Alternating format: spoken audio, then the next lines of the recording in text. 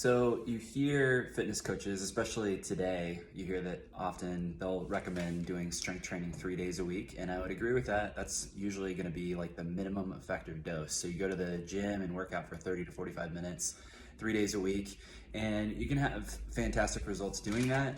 And, you can start there. It's a low barrier to entry, but there are certain things that might be more effective in terms of what you do when you actually get to the gym.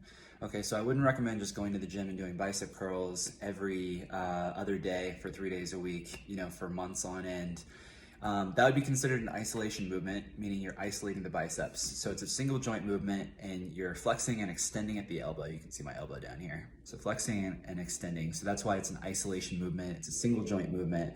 So I think what would be a lot more beneficial if you're going to the gym 3 days a week and you're either a beginner to strength training in general, weightlifting, or it's just been a while since you've done it, I would really focus on those compound lifts. So there's isolation lifts and there's compound lifts. Isolation lifts are going to be generally like bicep curl, single joint, leg extension, leg curl, lateral raise, stuff like that. That's single joint movements. And it has its time and place, but if you're only going 3 days a week, then I would focus more of your energy on the compound lifts. That just means multi-joint. So things like presses, things like rows, pull downs, squat variations, hinge variations, or deadlift variations, same thing.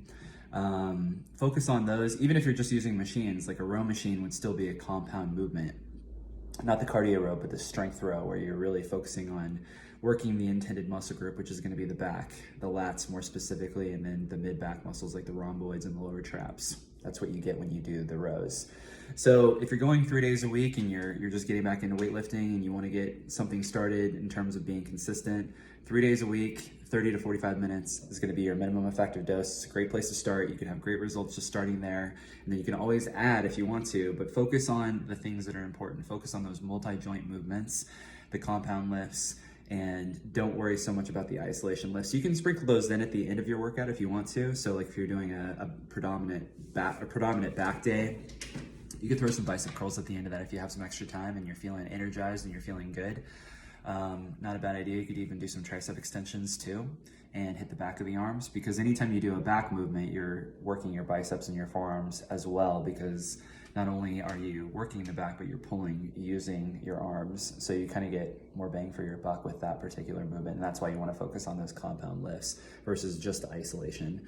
And if you have more questions about isolation versus compound, or just, I don't know, how to get more benefits from going to the gym, hit me up if you have any questions. I'd love to answer whatever you got. So have a great day, and I'll talk to you soon. Bye.